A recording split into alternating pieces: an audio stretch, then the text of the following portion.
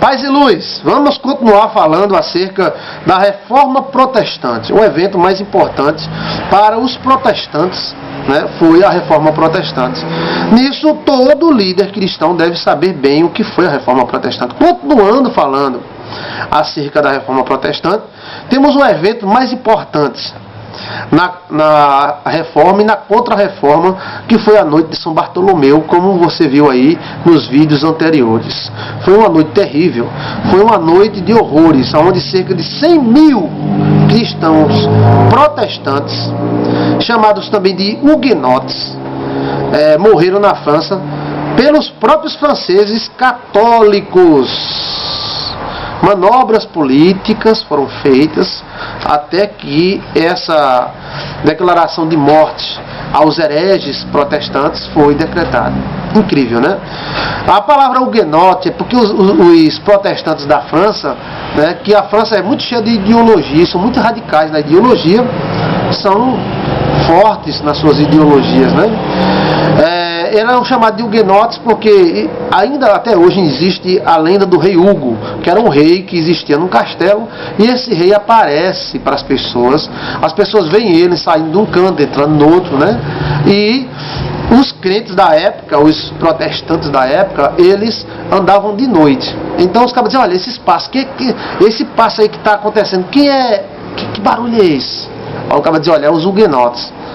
Ou seja, são os protestantes, chamados de huguenotes, porque o Hugo aparecia de noite como fantasma, né? Então os protestantes apareciam também, só que para orar escondido, né?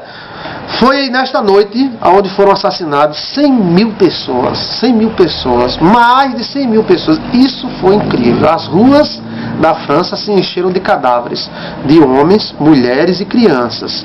Bastava ser acusado de ser protestante para ser executado. Isso foi uma das obras da Contra-Reforma mais fortes. Só que a Contra-Reforma foi em toda a Europa.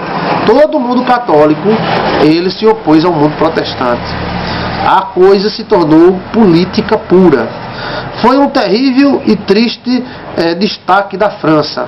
Milhares de crianças, mulheres e homens foram arrastados de seus lares e mortos impiedosamente, mesmo debaixo de pedido de clemência, eles foram assassinados a sangue frio pelo exército, em obediência a Roma e ao seu rei católico. Este ponto da história foi muito negro, e até hoje alguns usam este período da história para zombar da fé. Então, essa briga entre católicos e protestantes, até hoje ela é utilizada, motivo de chacota e de zombaria por historiadores, que destacam pontos negativos de um, pontos negativos de outro, e as grandes chacinas provocadas tanto pelo lado católico quanto pelo lado evangélico protestante. Não se iluda, houve morte dos dois lados. Tanto os católicos mataram os protestantes, quanto os protestantes mataram os católicos. Os tribunais da Santa Inquisição romana matou muita gente, e os tribunais protestantes também executou muita gente. Da mesma forma, na fogueira, cortando a cabeça. Os católicos, na fogueira, cortando a cabeça. Os evangélicos, na fogueira, cortando a cabeça.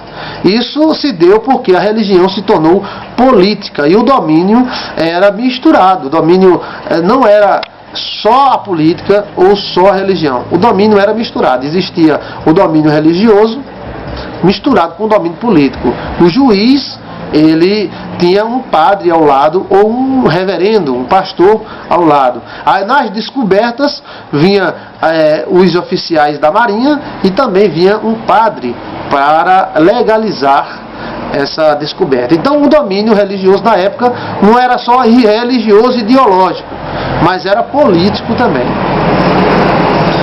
A noite de São Bartolomeu foi uma terrível realidade, lembrada até hoje pelos livros de histórias que zombam desse período e zombam da fé, utilizando esses tempos terríveis para degrenir a inteligência dos católicos, degrenir a inteligência dos protestantes.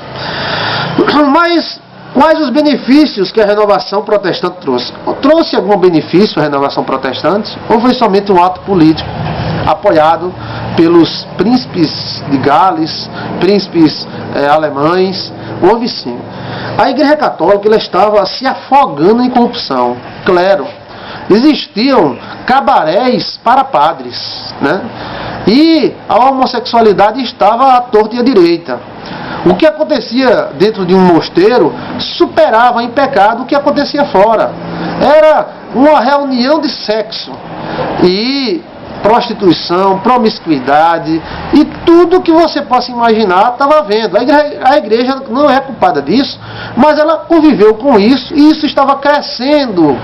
Corrupção, assassinatos, muito dinheiro em jogo, muita gente que não tinha nada com Cristo em jogo dentro desses cargos eclesiásticos que eram cargos políticos poderosos, Dom Fulano, Dom Cicrano, né?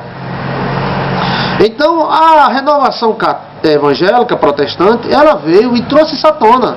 Ela foi, em primeira instância, a oposição que detonou isso da Igreja Católica. E a Igreja Católica teve que se converter, se reaver dentro dos seus conceitos, e a matança foi geral, porque os católicos começaram a matar católicos também. Os cabas que estavam praticando magia e práticas sexuais incríveis dentro das igrejas, casos de freira que transavam com as pessoas, matavam e enterravam para ninguém descobrir. Então tudo mais. Aí veio a reforma protestante, houve por obrigação. A Igreja Católica teve que se ajeitar, porque vinham os evangélicos e apontavam os erros da Igreja Católica. E estavam entrando muitas doutrinas, e doutrinas como purgatório, né, e indulgências, e estavam fazendo da igreja uma negociação ao céu aberto. Né, relíquias, pedaços da cruz de Cristo, que se juntasse esses pedaços da cruz de Cristo, dariam umas 20 ou 30 cruzes. Né? Então, aqui é um pedaço da cruz de Cristo, aqui é um pedaço do manto de Maria. Não era muita idolatria, muita. E a renovação protestante ela veio e com isso ela provocou uma certa ordem, uma certa visão dos líderes católicos acerca da sua própria situação. Então, um ponto de vista que nós percebemos de benefício na renovação protestante é esse ponto de vista, que a Igreja Católica se alertou, se alertou. Junto com a renovação protestante veio o surgimento do capitalismo. Preste atenção. Junto com a renovação protestante veio o surgimento do capitalismo e a renascença financiada pelos tesouros dos índios ameríndios, ou seja, os índios da América, das Américas, ameríndios. Então foi tudo ao mesmo tempo. Não sabemos se o capitalismo surgiu antes, poucos anos antes da renovação, ou não sabe se a renovação surgiu poucos anos. Foi tudo ao mesmo tempo. A renovação protestante, o surgimento do capitalismo, a renascença e tudo mais. E a religião protestante se adaptou muito ao capitalismo e às nações capitalistas, porque permitiam o empréstimo de dinheiro a juros, o que a Igreja Católica não permitia. Interessante, né? Isso é história pura, como é interessante a gente aprender a história. A Igreja Católica não permitia emprestar dinheiro, então os judeus não tinham. E além disso havia uma rivalidade entre os judeus e a Igreja Católica. Quando o protestantismo surgiu, então os banqueiros judeus correram para o protestantismo, que permitiam que os seus adeptos emprestassem dinheiro.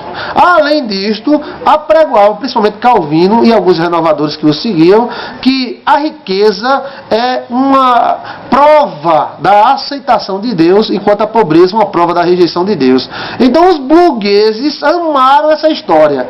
Bem, eu sou rico, logo Deus está me aceitando. Eu empresto dinheiro, ajudo de 1000%, e Deus está me aceitando. Puxa, coisa boa. Então houve essa situação na renovação protestante, você deve saber. O capitalismo se espalhou pelo mundo afora e se tornou uma ordem sociopolítica financeira. O protestantismo se espalhou pelos países capitalistas, que eram também protestantes, e o trabalho sem parar e sem cessar era a ordem do dia. Vamos trabalhar, trabalhar, trabalhar, trabalhar, ocupar o tempo, trabalhar, trabalhar, era o que se pregava mais. E isso era bom para os burgueses, para os donos do capital, para o capitalismo. Você tem um trabalhador que acorda 6 horas da manhã para trabalhar e vai dormir 6 horas da noite porque o trabalho é uma coisa de Deus, porque o trabalho é uma bênção de Deus. Então, nada melhor do que uma ideia dessa para um dono de uma indústria. Vamos continuar fazendo comentário?